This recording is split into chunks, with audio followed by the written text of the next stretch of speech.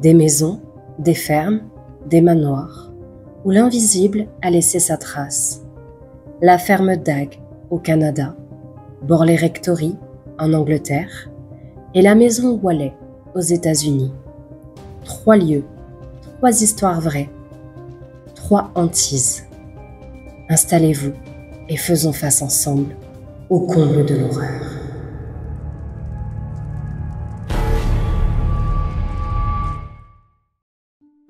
Borley Rectory, un nom qui glace encore le sang de ceux qui connaissent son histoire. Un lieu où les murs ont gardé la mémoire de secrets, de prières désespérées et de cris étouffés. 1862, le révérend Henry Bull fait bâtir Borley Rectory pour y loger sa famille nombreuse. Sa femme, ses 14 enfants, des domestiques. Le bâtiment est grand, austère, dressé sur un terrain marqué par la légende. Celui d'une ancienne abbaye où une nonne et un moine auraient été exécutés pour un amour interdit. Dès les premiers jours, les Bull ressentent un malaise diffus. Le manoir est sombre, les couloirs trop longs, les escaliers grincent. La nuit, Henry Bull entend parfois des bruits de pas au-dessus de sa chambre. Les domestiques parlent d'ombres dans les couloirs. Les enfants évitent une pièce à l'arrière où il fait un froid anormal, même en été.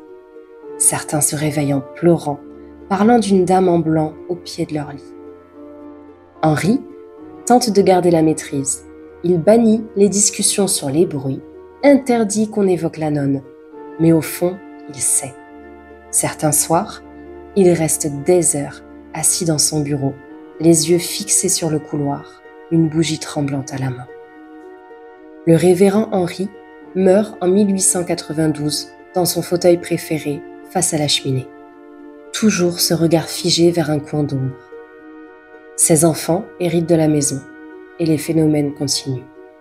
Des coups dans les murs, des objets déplacés, des silhouettes entrevues dans le jardin au crépuscule. La famille reste par habitude, par manque de choix. En suivant, le fils d'Henry subit les mêmes phénomènes jusqu'à sa propre mort en 1927. En 1930, Lionel Foyster et sa femme Marianne emménagent, espérant redonner vie au manoir. Au début, ils s'efforcent de voir le positif. La maison est vaste, avec un beau jardin en friche qu'ils rêvent de remettre en ordre. Mais dès la première nuit, tout bascule. Le vent semble hurler autour des murs. Des pas précipités résonnent dans le couloir alors qu'ils sont seuls. Marianne entend une voix lointaine l'appeler par son prénom. Au fil des semaines, des cloches invisibles sonnent, des portes claquent au milieu de la nuit, des objets volent à travers les pièces. Marianne se réveille un matin avec des griffures fraîches sur l'épaule. Des mots apparaissent sur les murs, tracés maladroitement. « Marianne, aide-moi » ou encore le mot « pardonne ». Des visiteurs sont témoins de phénomènes, une bouteille projetée, un livre tombé d'une étagère sans raison, des bruits de pas précipités dans l'escalier. Harry Price, célèbre chasseur de fantômes, consacre des années à Borley. Il installe un groupe d'observateurs. Tous confirment des coups puissants dans les murs, des bruits de pas, des phénomènes inexpliqués de déplacement d'objets. La presse surnomme Borley le manoir du diable. Les articles se multiplient, les curieux se pressent devant les grilles. En 1939, un incendie détruit la maison. La rumeur dit qu'on y aurait vu une silhouette traverser les flammes avant qu'elles ne l'engloutissent. Même les ruines, aujourd'hui, semblent garder les secrets du passé. Certains visiteurs prétendent encore voir une lumière pâle se déplacer entre les pierres au clair de lune. Borley Rectory a inspiré des documentaires tels que la BBC, Most Haunted, et un tournage de la célèbre émission paranormale Ghost Hunter. Il y a aussi eu des romans et des fictions britanniques. Car cette maison représente le mythe même de la maison hantée dans la culture populaire.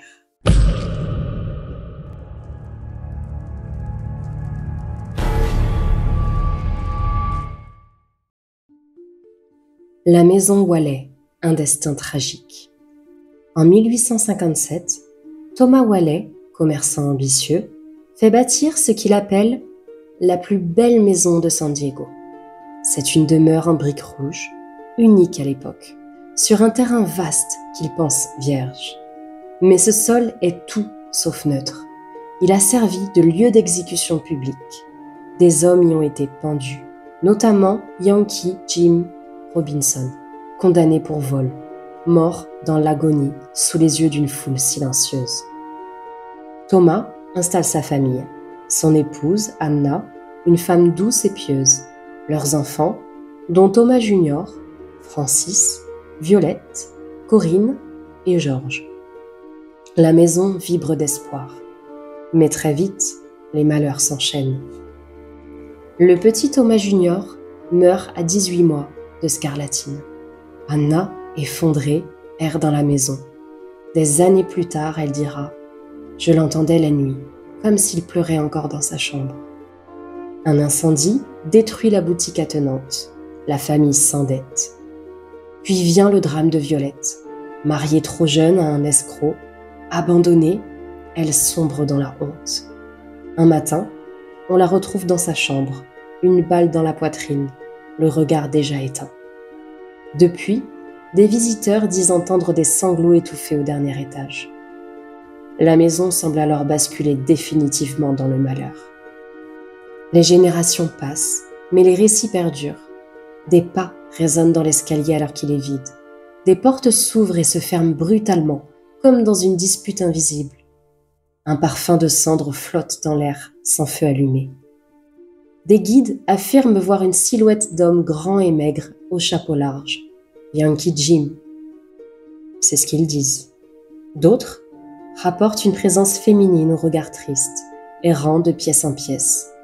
Sûrement Violette, incapable de trouver la paix.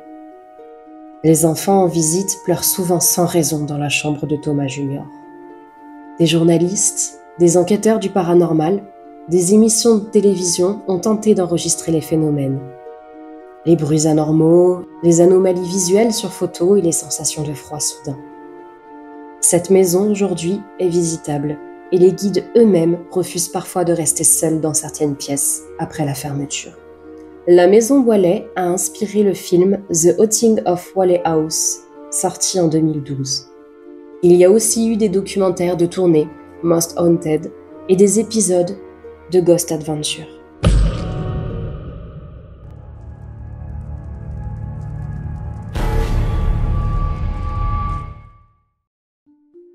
Le mystère de la ferme Dagg, une hantise inexpliquée.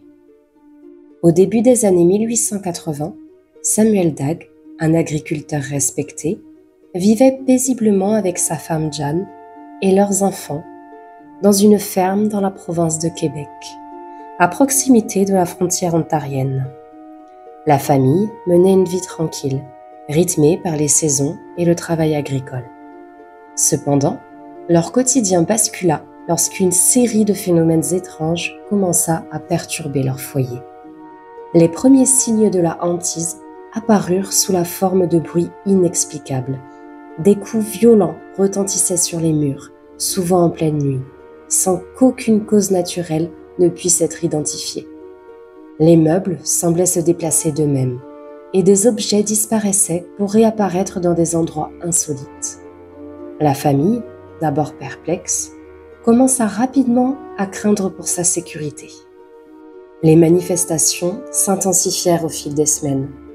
Des voix mystérieuses se firent entendre, parfois appelant les membres de la famille par leur nom. Des pierres et d'autres objets étaient projetés à travers les pièces sans aucune force visible. Un témoin oculaire, le révérend docteur G.M.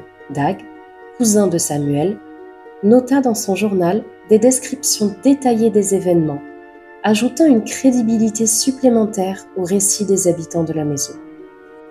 La nouvelle de la hantise se répandit rapidement, attirant l'attention de nombreux curieux et enquêteurs.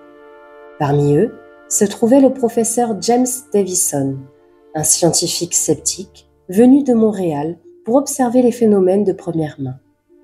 Davison bien qu'initialement incrédule, fut bientôt convaincu de la véracité des événements après avoir été témoin de plusieurs manifestations inexplicables.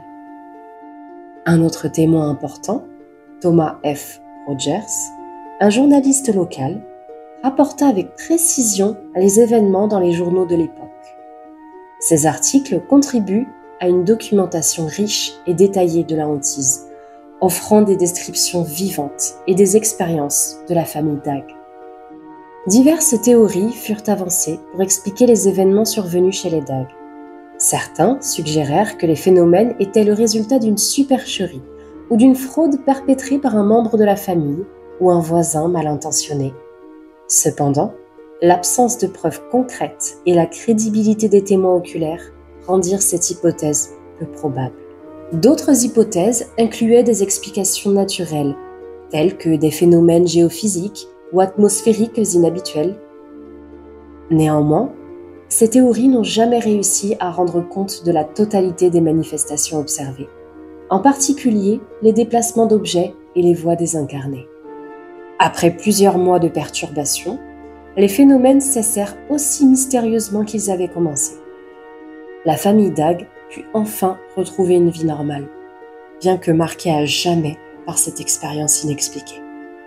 Leurs témoignages, ainsi que ceux des enquêteurs et des journalistes, continuent de susciter l'intérêt des chercheurs et des passionnés du paranormal. La hantise de la famille reste une énigme captivante qui interpelle notre curiosité et notre désir de comprendre l'inexplicable.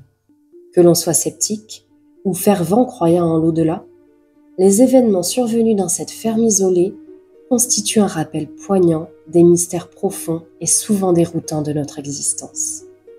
Pour les passionnés du paranormal, cette histoire est une invitation à poursuivre l'exploration des phénomènes qui défient la logique et la raison, à la recherche de vérités qui se cachent au-delà du voile de l'ordinaire.